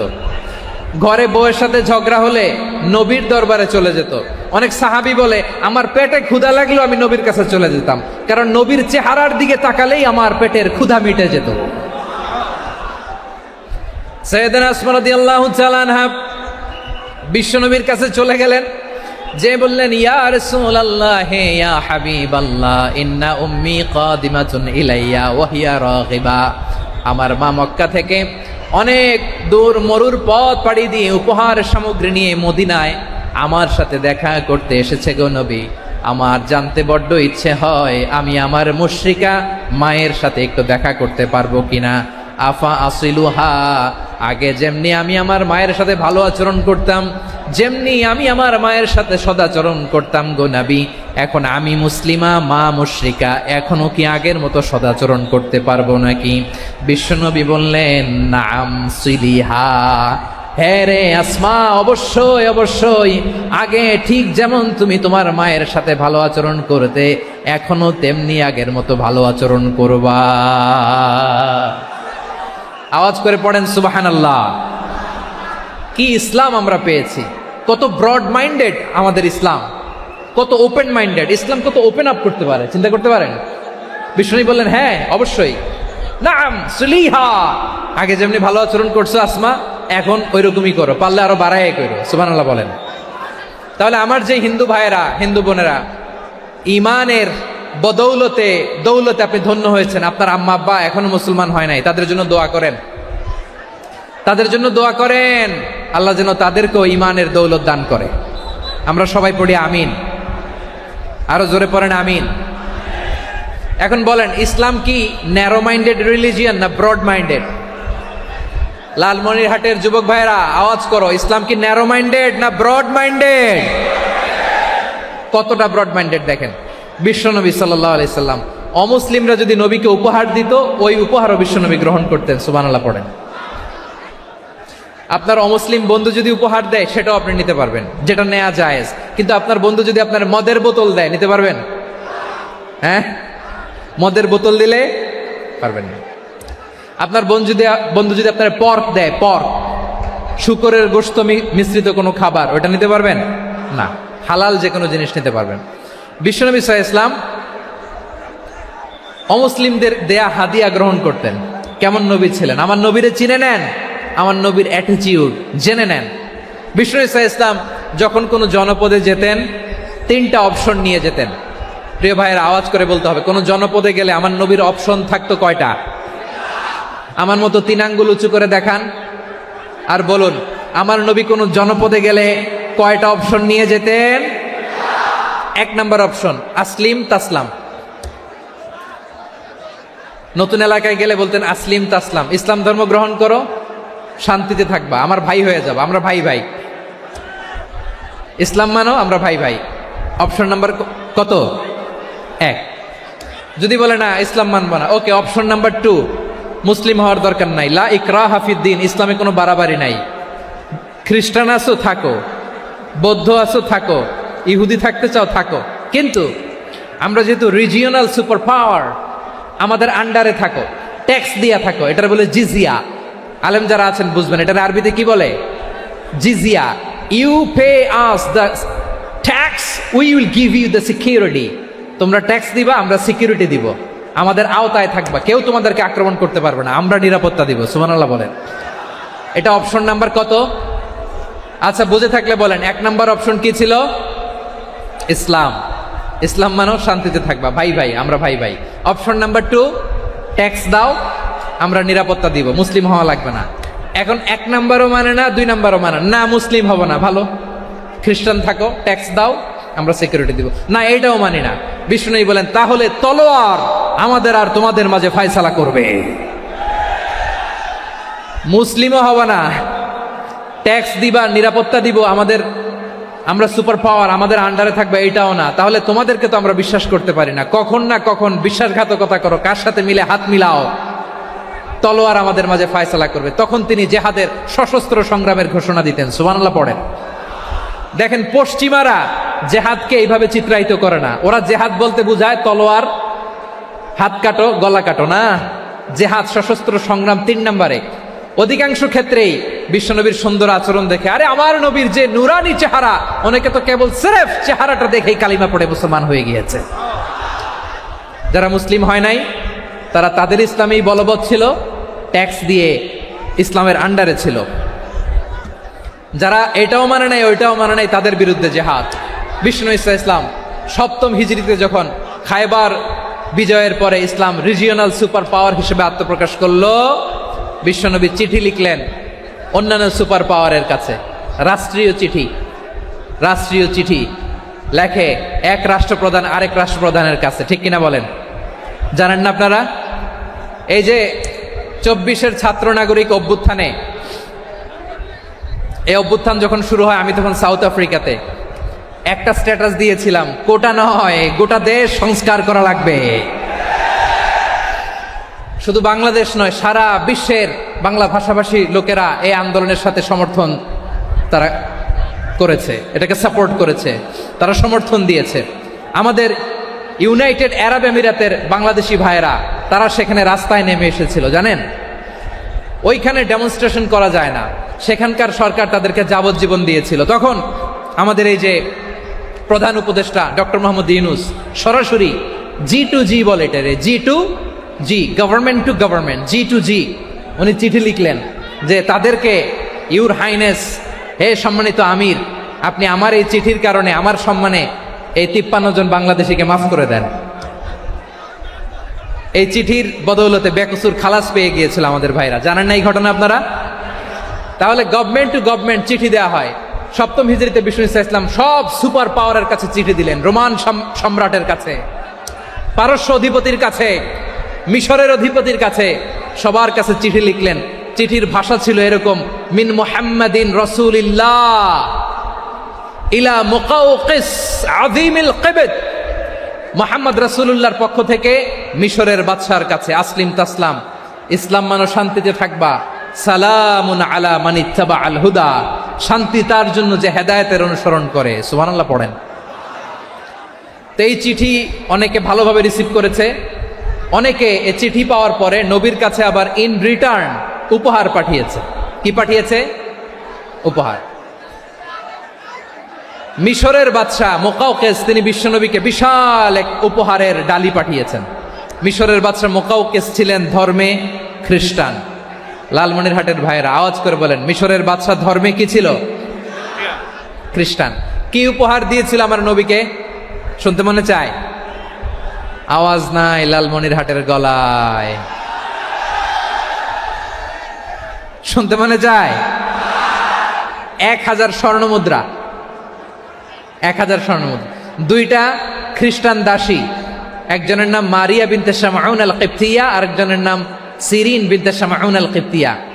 একজন খ্রিস্টান দাস 20 থান কাপড় জামা বানানোর জন্য, আমরা নবী যেন সেলাই করে জামা বানাতে পারে এজন্য 20 থান কাপড়, 20 থান ফাইন গার্মেন্ট। সুবহানাল্লাহ পড়বেন না?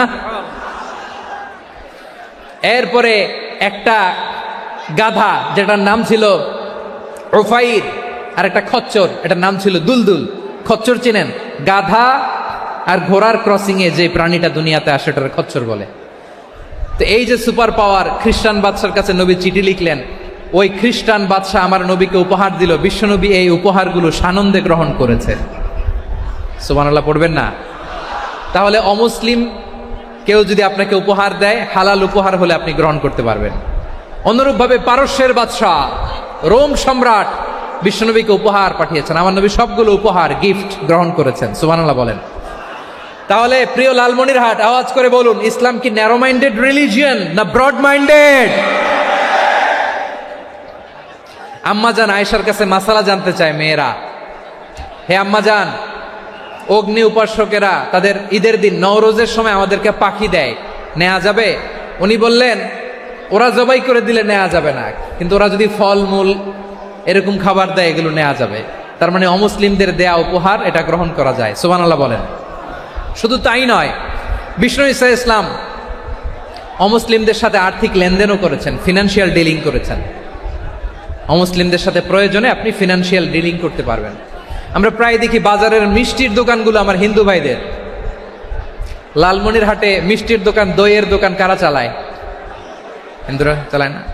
তারপরে যে বারবার শপ, চুল কাটে যে নাপিত, অধিকাংশ নাপিতের দোকানে কারা? আমার হিন্দু ভাইরা।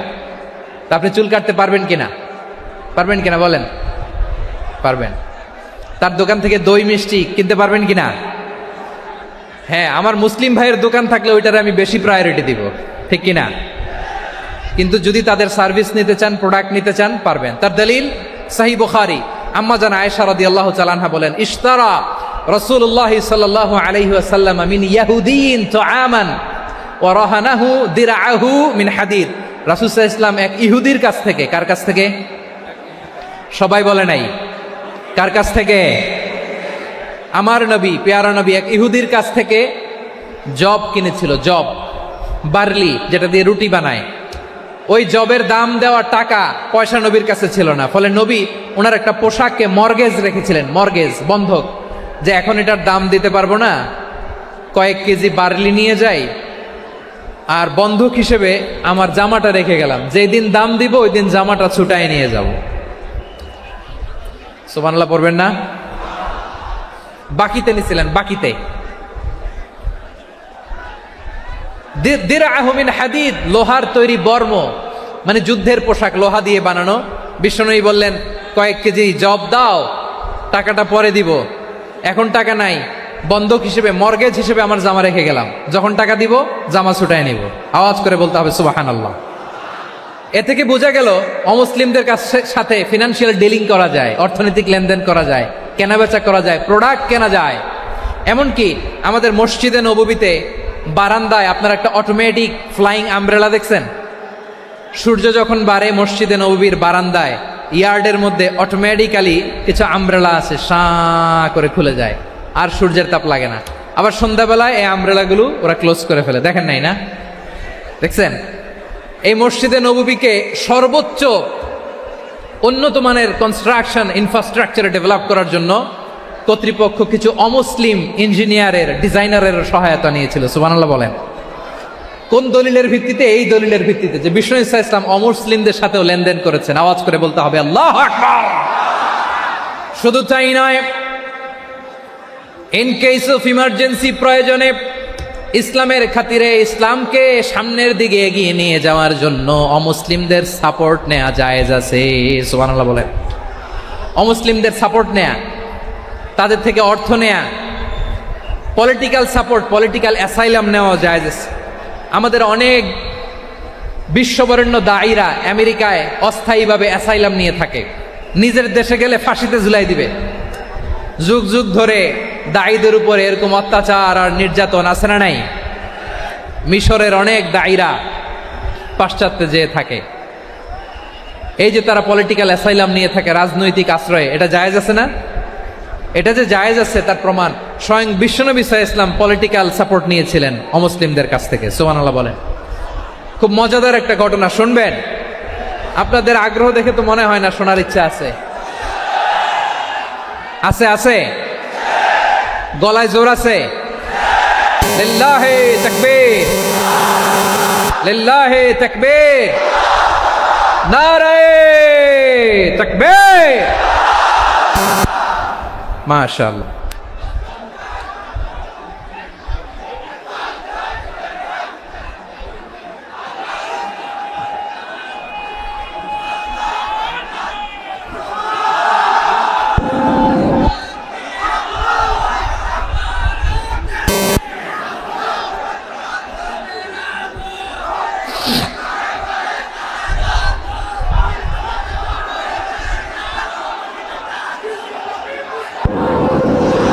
মাশাআল্লাহ, মাশাআল্লাহ। থামুন, থামুন আমার ভাইরা। বিশ্বনবীর বয়স তখন প্রায় 51 বছর। কত বছর? বিশ্বনবীর সবচেয়ে কাছের মানুষ খাদিজা রাদিয়াল্লাহু তাআলা আনহা ইন্তেকাল করেছেন। বিশ্বনবী বড্ড কষ্ট পেলেন, হৃদয়টা ভেঙে খান খান।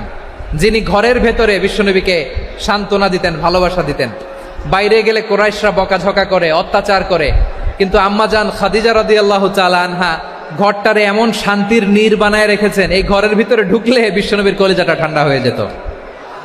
এজন্য রব্বুল আলামিন বলেন, খাদিজা, ও আমার বান্দি খাদিজা, জান্নাতে এমন স্পেশাল একটা ঘর আমি তোমার জন্য রেডি করে রেখেছি। ওই ঘরের মধ্যে কোনো আওয়াজ নাই, ওই ঘরের মধ্যে কোনো নয়েজ নাই, ওই ঘরে কোনো বিশৃঙ্খলা নাই।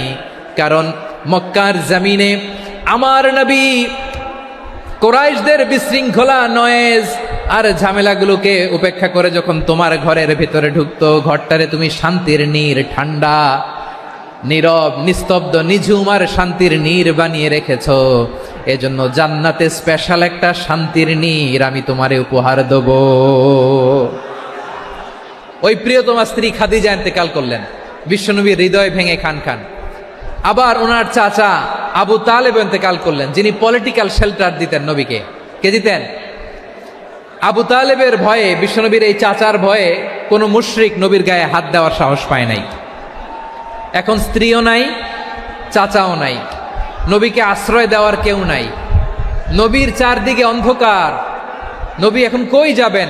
আমার পেয়ারা নবী নতুন স্টেশন খুঁজতেছেন, নতুন দাওয়াতি প্ল্যাটফর্ম খুঁজতেছেন।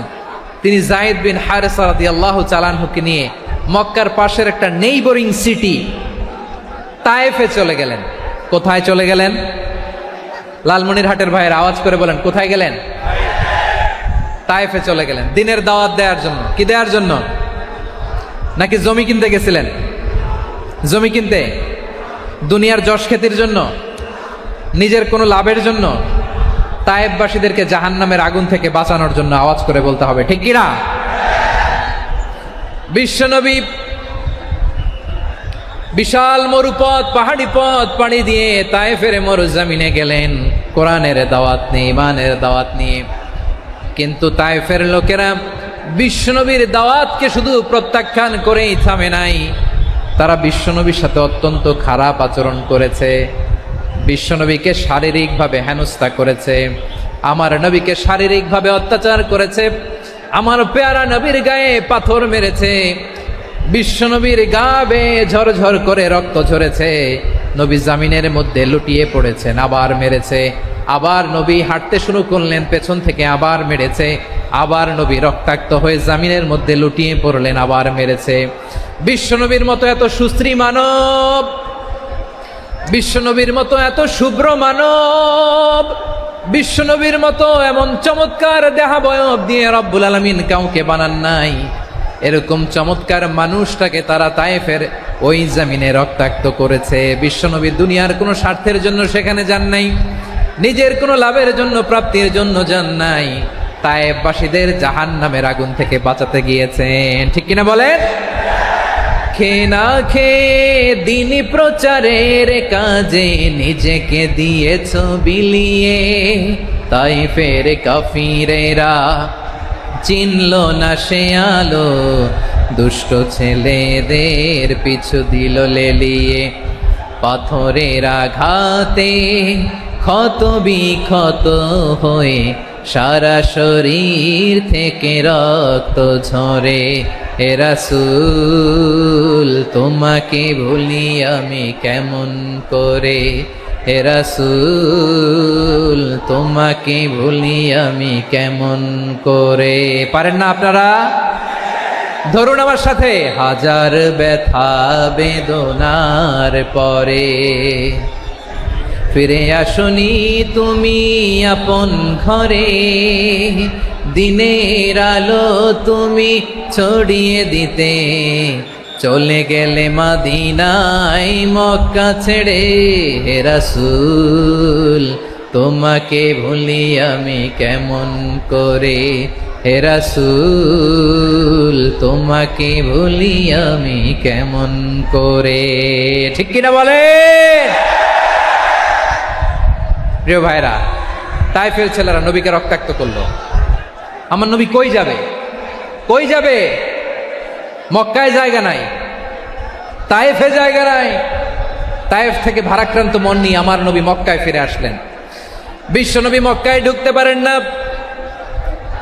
মক্কার মরুভূমির দিকে তাকিয়ে, উপত্যকার দিকে তাকিয়ে বিশ্বনবী ধা ধা করে কাঁদেন, ঝরঝর করে। নবীর চেহারা মোবারক থেকে চোখের পানিগুলো বেয়ে বেয়ে পড়ে। আমার জন্মস্থান, আমার শৈশব, কৈশোর, যৌবন কেটেছে এই মক্কায়, আমার এলাকায় আমি ঢুকতে পারি না। বিশ্বনবী মক্কার অনতি দূরে দাঁড়িয়ে জায়েদকে পাঠালেন, জায়েদ যাও দেখো কেউ আমাকে সাপোর্ট করার মতো আছে কিনা, যাও অমুকের কাছে যাও। জায়েদ গেলেন, তারাও প্রত্যাখ্যান করে ফিরিয়ে দেয়। বিশ্বনবী বললেন যাও অমুক লোকের কাছে যাও, তিনিও প্রত্যাখ্যান করে ফিরিয়ে দিলেন। কেউ বিশ্বনবীকে আশ্রয় দিতে রাজি হয় না। নিজ জন্মভূমিতে বিতাড়িত বিশ্বনবী, সর্বশেষ বিশ্বনবী বললেন যাও মুতঈম ইবনে আদির ঘরে যাও।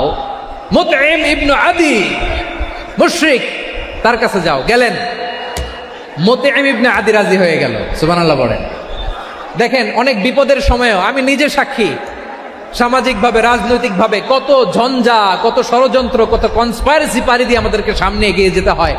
এই শত্রুদের ভেতরেও একজনকে দাঁড় করিয়ে দেয় যে আল্লাহর কোরআনের জন্য রেডি হয়ে যায়। পড়েন সুবহানাল্লাহ।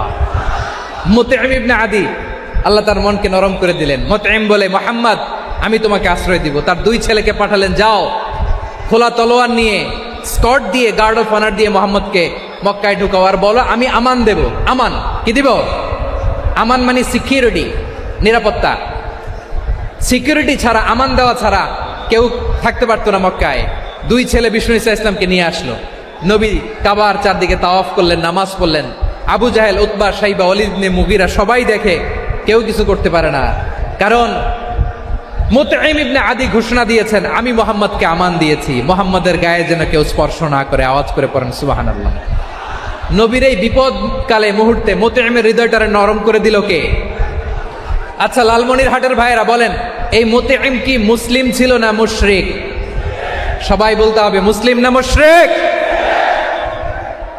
তাহলে মুশরিকের কাছ থেকে নবী পলিটিক্যাল অ্যাসাইলাম, আধুনিক রাষ্ট্রবিজ্ঞানের ভাষায় পলিটিক্যাল অ্যাসাইলাম, যেটাকে বলে রাজনৈতিক আশ্রয়, ওনার আমান বা নিরাপত্তার এই ঘোষণায় তিনি মক্কায় ঢুকলেন। যতদিন নিরাপত্তা ছিলেন।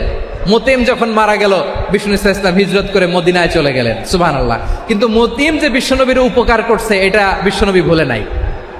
আমাদের অনেকে আছে উপকার করার পরে আর খেয়াল থাকে না, খাওয়ার পরে গলা দিয়ে নামলে আর খেয়াল থাকে না, এরকম আছে না নাই? আমার নবী ভুলে নাই। বদরের প্রান্তরে 70 জন কাফেরকে যখন বন্দী করে বিশ্বনবীর সামনে হাঁটু গেড়ে দাঁড় করানো হলো, বসানো হলো, 70 জন কাফের। কয়জন? বিশ্বনবী তাদের দিকে তাকিয়ে বললেন, সহিহ বুখারীর বর্ণনা, লাউ কানাল মুতঈম ইবনে আদি হাইয়ান সুম্মা কাল্লামানি হাউলাই নাতনা লা তারাকতুহুম লাহু। বদরের প্রান্তরে 70 জন বন্দী কাফিরের দিকে তাকিয়ে আমার নবী বললেন, আজকে মুতঈম ইবনে আদি যদি বেঁচে থাকতো আর তোমাদের 70 জনের ব্যাপারে যদি মুতঈম এক বাক্যে একটা সুপারিশ করত, তার সম্মানে আজকে তোদের সবাইকে আমি মাফ করে দিতাম। সুবহানাল্লাহ। নাই ওই যে চিল্লাচিল্লি যে কথা বোঝে নাই, কোন জিনিস মিস করছে ওরা নিজেরাও বোঝে নাই। বিশ্বনবী মুতঈমের এই সাহায্যের কথা বলে নাই। 70 জন মুশরিক হাঁটু গেড়ে বসা, নবী চাইলে এখনই এক্সিকিউশন অর্ডার দিতে পারে।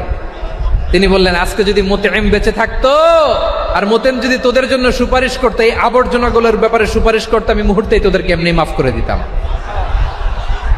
এবার বলেন, ইসলাম কি ন্যারো মাইন্ডেড না ব্রড মাইন্ডেড? শুধু তাই নয়, যাকে যে সম্মান দেয়ার আমার নবী দিতেন, হোক আস্তিক হোক নাস্তিক, হোক মুসলিম হোক অমুসলিম। বিষ্ণু ইসলাম যখন রোমান সম্রাটের কাছে চিঠি লিখেছেন, আমার প্রিয় লালমনিরহাটের ভাইরা, অল্প কয়েক মিনিট কয়েকটা জরুরি কথা বলবো, এদিকে তাকান, এদিকে তাকান। রোমান সম্রাটের কাছে বিশ্বনবী যখন চিঠি লিখলেন মিন মুহাম্মদ রাসূলিল্লাহ ইলা হিরাকলা আযীমির রোম, মুহাম্মদের পক্ষ থেকে হিরাক্লিয়াসের কাছে, যিনি হচ্ছেন আযীমির রোম। এটা নবী নিজ থেকে বানায় লিখছেন অতিরিক্ত সম্মান দিয়ে। কোন রাষ্ট্রপ্রধান যখন আসে তাদেরকে আমরা কি বলি জানেন? তার নামের শেষে HE এটা লিখতে হয়, H.E. মানে হিজ এক্সেলেন্সি। কি লেখে? হিজ এক্সেলেন্সি, অথবা ইউর হাইনেস, ইউর ম্যাজেস্টি। দেখেন, বিশ্বনবী সাল্লাল্লাহু আলাইহি ওয়াসাল্লাম সব নবীদেরও নবী, তিনি একজন মুশরিক খ্রিস্টান সম্রাট রোমান সম্রাটের কাছে চিঠি লিখতে যেয়ে লিখতেছে, ইলা হিরাকলা আযীমির রোম, হিরাক্লিয়াসের কাছে আমার চিঠি, যিনি রোমের আযীম, হিজ হাইনেস, মানে রোমের অনেক সম্মানিত এক বাহাদুর। আওয়াজ করে বলেন সুবহানাল্লাহ। তার মানে যাকে যে সম্মান দেয়ার এটা বিশ্বনবী দিতেন। এমনকি যেই ইহুদিরা ভালো ছিল, এই ইহুদিদেরও প্রশংসা করেছেন বিশ্বনবী মুহাম্মদুর রাসূলুল্লাহ সাল্লাল্লাহু আলাইহি ওয়াসাল্লাম। এক ইহুদির প্রশংসা করেছেন বিশ্বনবী। ইহুদির কার? আমি তো আমার ভাইয়ের প্রশংসা করি না, আমি তো এক আলেম আরেক আলেমরে স্পেস দেই না, আমি তো এক দায়ী আরেক দায়ীর সাথে বসতে চাই না। আমার নবী ইহুদির প্রশংসা করে। কার প্রশংসা? ওই ইহুদির নাম ছিল মুখাইরেক। সিরাত গ্রন্থ ঘাটলে পাবেন। তিনি বলেছেন, মুখাইরেক খাইরু ইয়াহুদ, Mukhayriq is the best of the জুইশদের মধ্যে সে সবচেয়ে ভালো। কেন প্রশংসা করলেন তার? এর কারণ মদিনা চার্টারে কথা ছিল সব ধর্মের মুসলিম মুশরিক ইহুদিরা মিলে মদিনাকে রক্ষা করবে। কিন্তু 3য় হিজরিতে যখন উহুদের যুদ্ধ শুরু হলো, সবার কথা ছিল যেই আক্রমণ করে আমরা মদিনাকে বাঁচাবো। কোন শহরকে বাঁচাবো? মদিনাকে। কিন্তু কুরাইশরা যখন অ্যাটাক করলো, ইহুদিরা আর আসে না, ইহুদিরা আর বেরোয় না। বিষ্ণু বললেন, ওহে ইহুদিরা, তোমরা না চুক্তি করলে আমার সাথে যে মদিনা বাঁচাতে সবাই ঝাঁপিয়ে পড়বো, আসো। একটা ইহুদিও বেরোয় না, কেউ আসে নাই সেদিন, একজন ছাড়া। তার নাম মুখাইরেক। তার নাম কি? মুখাইরেক বাহাদুরের মতো ঘোড়সাওয়ার হয়ে বেরিয়ে গেলেন এবং বললেন, গোটা ইহুদি সাম্রাজ্যের একজনও যদি না আসে, আমি মুখাইরেককে কেউ ঘরে আটকে রাখতে পারবে না। বেরিয়ে আসলেন, এসে বললেন, আমি মুহাম্মদের পক্ষে যুদ্ধ করব। আমি মারা গেলে আমার সম্পদ আমার উত্তরাধিকারীরা পাবে না, আমার সম্পদ তোমরা মুহাম্মদকে দিয়ে দিবা। সুবহানাল্লাহ বলেন। উহুদের ময়দানে 70 জন মুসলমান শহীদ হলো। এই ইহুদি সেও মুসলমানের পক্ষে যুদ্ধ করে নিহত হলো। সুবহানাল্লাহ বলেন। মুসলিমদের লাশ যখন নিয়ে আসা হলো, এই মুখাইরিকের লাশও নিয়ে আসা হলো। মুসলিমদের লাশের পাশে মুখাইরিকের লাশ দেখে বিশ্বনবী মুখাইরিকের প্রতি অনেক খুশি হলেন। আর বিশ্বনবী খুশি হয়ে বললেন, মুখাইরিক খৈরু ইয়াহুদ, মুখাইরিক যদিও তুমি ইহুদি, তারপরেও তুমি সব ইহুদিদের মধ্যে সেরা ইহুদি। পড়েন সুবহানাল্লাহ। আমার নবী ইহুদিকেও সম্মান দিতে কার্পণ্য করে নাই। আওয়াজ করে বলেন আল্লাহু আকবার। প্রিয় ভাইরা, এবার সর্বশেষ আওয়াজ করে বলেন, ইসলাম কি ন্যারো মাইন্ডেড নাকি ব্রড মাইন্ডেড? সবাই বলেন ন্যারো মাইন্ডেড না ব্রড মাইন্ডেড? এজন্য অমুসলিম হইলেই তারা আমাদের শত্রু নয়। শত্রু কারা? এই লালমনিরহাটের ভাইয়েরা শোনেন, শত্রু কারা? যে সমস্ত অমুসলিম আমাদেরকে নিশ্চিহ্ন করে দিতে চায়, যে সমস্ত অমুসলিম আমাদের ভূখণ্ড থেকে আমাদেরকে তাড়িয়ে দিতে চায়, যে সমস্ত অমুসলিম আমার ধর্ম নিয়ে তুচ্ছতাচ্ছিল্য করে চিল্লায় বলেন ঠিক কিনা, তারা আমাদের শত্রু। সাধারণ অমুসলিমরা আমার শত্রু নয়। এই যে হিন্দুরা থাকে এরা আমার ভাই, বৌদ্ধরা আমার ভাই, খ্রিস্টানরা আমার ভাই, ইহুদিরা আমার ভাই। তারা দিনই ভাই নয়, তারা মায়ের পেটের ভাই নয়, তারা মানবিক দিক থেকে ভাই। ও মানুষ, আমিও মানুষ। ইসলাম মানুষকে সম্মান করে, চিল্লায় বলো ঠিক কিনা। যারা আমাদের অস্তিত্বকে নিশ্চিহ্ন করতে চায়, যারা আমাদের ভূখণ্ডকে দখল করতে চায়, যারা আমাদেরকে নিয়ে মকারি করে, ফান করে, টিটকারি করে, আমার ধর্ম নিয়ে খেলা করে, তাচ্ছিল্য করে, ওদের বিরুদ্ধে আমাদের জিহাদ। সাধারণ মুসলিম আমাদের শত্রু নয়। আপনি জানেন নিউ ইয়র্কে, আমি তো নিউ ইয়র্কে ছিলাম অনেকদিন, ওখানে ফিলিস্তিনিদের পক্ষে যখন আমরা মিছিল করেছি, অনেক ইহুদি আমাদের সাথে মিছিলে দাঁড়িয়েছে। কারণ ওরাও জানে এই ভূখণ্ড ফিলিস্তিনিদের ভূখণ্ড। আওয়াজ করে বলো লালমনিরহাট ঠিক কিনা। ইসরায়েলের রাজধানী খোদ তেল আবিবে অনেক ইহুদিরা বেঞ্জামিন নেতানিয়াহু তার বিরুদ্ধে মিছিল করেছে। তো তারা কি আমাদের শত্রু? না। অনেক খ্রিস্টান আমাদের সাথে আমাদের স্বার্থ রক্ষায় আমাদের পাশে দাঁড়িয়েছে। খেয়াল রাখবেন, হিন্দু আর হিন্দুত্ববাদ এক নয়, ইহুদি ধর্ম আর জায়নিজম এক নয়। জায়নিজমের বিরুদ্ধে আমাদের সংগ্রাম, আমাদের জেহাদ, চিল্লায় বলেন ঠিক কিনা। এই যে ফিলিস্তিনের ভাইয়েরা, তারা তাদের স্বাধীনতা সংগ্রামের জন্য লড়াই করছে, করে যাচ্ছে, আমরা এটাকে সমর্থন জানাই, চিল্লায় বলো ঠিক কিনা। কাশ্মীরের ভাইয়েরা স্বাধীনতার জন্য সংগ্রাম করছে, আমরা সেই সংগ্রামকে সমর্থন জানাই, আওয়াজ করে বলো ঠিক কিনা। যারাই আমাদের ইসলামকে নিশ্চিহ্ন করতে চায় তাদের বিরুদ্ধে আমাদের সংগ্রাম, আওয়াজ করে বলতে হবে ঠিক কিনা। ওই সমস্ত দুর্বৃত্তদের সাথে আমাদের কোনো সম্পর্ক নাই। আমরা যদি ঐক্যবদ্ধ থাকতে পারি, ওই দুর্বৃত্তরা চান্স পাবে না। আমরা ঐক্যবদ্ধ থাকতে রাজি আছি। লালমনিরহাটের ভাইয়েরা, আমরা ঐক্যবদ্ধ থাকলে ওই দুর্বৃত্তদের কালো হাত ভেঙে দিতে আমাদের সময় লাগবে না। তাদের কালো হাত ভেঙে দিতে রাজি আছে মুসলমান? কারা কারা রাজি? দু হাত তুলে দেখাও।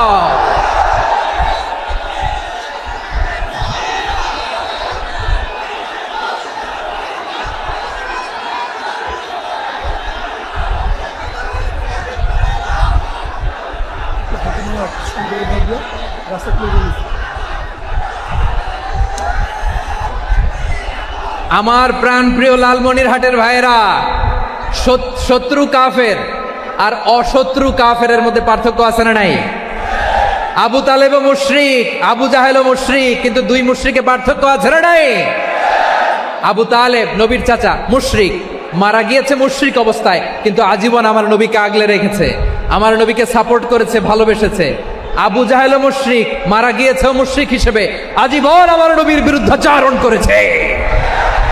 আবু জাহেলের শক্তি, সামর্থ্য, স্ট্র্যাটেজি, প্ল্যান সব আমার নবীর বিরুদ্ধে ছিল। এই আবু জাহেলের কারণে একটা দিন শান্তিতে আমার নবী মক্কায় ঘুমাতে পারে নাই, চিল্লায় বলেন ঠিক কিনা। এজন্য রাব্বুল আলামিন বলেন, লা ইয়ানহাকুমুল্লাহু আনিল্লাযীনা লাম ইউকাতিলুকুম ফিদ-দীন ওয়া লাম ইখরিজুকুম মিন দিয়ারিকুম আন তাবাররুহুম ওয়া তুকসিতু ইলাইহিম ইন্নাল্লাহা ইউহিব্বুল মুকসিতিন। আল্লাহ বলে, গোলামেরা শোনো শোনো, যে সমস্ত অমুসলিম তোমাদের সাথে ধর্মযুদ্ধে লিপ্ত হয় না, তোমাদের বিরুদ্ধে যে সমস্ত অমুসলিম অস্ত্র ধরে না, যে সমস্ত অমুসলিম তোমাদেরকে তোমাদের জন্মস্থান থেকে, ভূখণ্ড থেকে তাড়িয়ে দেয় না, তাদের সাথে ভালো আচরণ করতে আমি আল্লাহ নিষেধ করি নাই। তাদের সাথে সদাচরণে কোনো নিষেধাজ্ঞা নাই, বরং তাদের সাথে সদাচরণ করো, এটাই আমি আল্লাহ চাই। তাহলে আমার যে অমুসলিমরা আমাদের সাথে শত্রুতা করে না, তুচ্ছতাচ্ছিল্য করে না, আমাদের ভূমি থেকে আমাদেরকে উচ্ছেদ করতে চায় না, আমাদের বিরুদ্ধে অস্ত্র ধরে না, ওই অমুসলিম ভাইদের সাথে আমাদের কোনো দ্বন্দ্ব আছে? কোনো বিরোধ আছে? বরং আছে ভালোবাসা। বরং আছে কি? এই ভালোবাসা দিয়ে আমরা বিশ্ব জয় করব। রাজি আছো মুসলমান? আমাদের পুঁজি ভালোবাসা। আমাদের পুঁজি কি? এবার আওয়াজ করে বলেন, আমার এই পুরো আলোচনা থেকে the religious coexistence, peaceful coexistence, শান্তিপূর্ণ সহাবস্থান, কমিউনাল হারমোনি, এই সাম্প্রদায়িক সম্প্রীতি, এই আলোচনা থেকে কি বুঝলেন? ইসলাম কি ন্যারো মাইন্ডেড না ব্রড মাইন্ডেড? এই ব্রড মাইন্ডেড হৃদয় নিয়ে, ভালোবাসা দিয়ে আমরা বিশ্ব জয় করতে চাই। রাজি আছেন? আল্লাহ কবুল করুক। আমরা সবাই পড়ি আমিন। লালমনিরহাটের জেলা স্টেডিয়ামে আমার প্রিয় মায়েরা, বোনেরা, আপনাদের জন্য একটা হাদিস বলে শেষ করব। বিশ্বনবী বলেন, আমার মায়েরা খেয়াল করে শুনুন, বিশ্বনবী আপনাদের উদ্দেশ্য করে বলেন, আল মারআতু ইযা সাল্লাত খামসাহা ওয়া সামাত শাহরাহা হাফিজাত ফুরুজাহা আতাআত বা'লাহা ফালতাদখুল মিন আইয়ি আবওয়াবিল জান্নাতি শাআত। বিশ্বনবী বলেন, ও রমণীরা, ও নারীরা, যে সমস্ত নারী এই 4টা কাজ করবে, এই 4টা কাজের গ্যারান্টি দিবে, তাদেরকে জান্নাতের 8টা দরজার গ্যারান্টি দেয়া হবে। কি 4টা কাজ? 1 নম্বর, আল মারআতু ইযা সাল্লাত খামসাহা, যে নারী 5 ওয়াক্ত নামাজ পড়ে। কি করে? জেলা স্টেডিয়ামে অবস্থানরত আমার নারীরা, বোনেরা, বিশ্বনবী আপনাদেরকে 4টা কাজের কথা বলেছেন, খুব বেশি না। 4টা করলে 8 জান্নাতের দরজা সব খোলা। কোনটা দিয়ে যাবেন? যেটা দিয়ে মনে চায়। 1 নাম্বার 5 ওয়াক্ত নামাজ। আমার বোনেরা জোহরের নামাজ পড়তে পড়তে এটা আসরে নিয়ে যায়, আসর পড়তে পড়তে এটা মাগরিবে নিয়ে যায়। এরকম আসরা নাই? লালমনিরহাটে হয়তো নাই। আমার বোনেরা এটা করবেন না। ইন্নাস সালাতা কানাত আলাল মুমিনিনা কিতাবাম মাওকুতা, সময় মতো পড়বেন। সামাত শাহরা, রমাদানের রোজাগুলো রাখবেন। হাফিজাত ফুরুজাহা, যে নারী তার চরিত্রকে হেফাজত করে, তার প্রাইভেট হেফাজত করে, তার লজ্জাস্থান হেফাজত করে। ও মায়েরা, আপনার এই গর্ভ যে কত দামি আপনি জানেন না। আপনার এই গর্ভ থেকে জন্মাবে আগামীর সালাহুদ্দিন আল আইয়ুবী। আপনার গর্ভ থেকেই জন্মাবে ইমাম আল মাহদি আল মুনতাদার। আপনার পেট থেকে জন্মাবে আবু সাইদের মতো বীর সৈনিক। আপনার পেট থেকে জন্মাবে মুগ্ধের মতো বীর মুজাহিদ। আপনি জানেন না কে আসবে আপনার পেট থেকে। সময়টাকে কাজে লাগান, ইসলামকে বুঝেন, মানেন, আমাদের ইসলামিক লেকচারগুলো শোনেন। আমরা যে বার্তাগুলো, ইনস্ট্রাকশনগুলো, দিক নির্দেশনাগুলো আপনাদের খেদমতে রাখি, এগুলো মেনে চলুন। আপনিই পারেন আপনার ঘরটাকে জান্নাতের টুকরা বানাতে। একটা family, it's a very big institution and you are the MD, the managing director of this institution. চিল্লায় বলেন ঠিক কিনা? চাইলেই পারেন ঘরটারে জান্নাতের টুকরা বানাতে।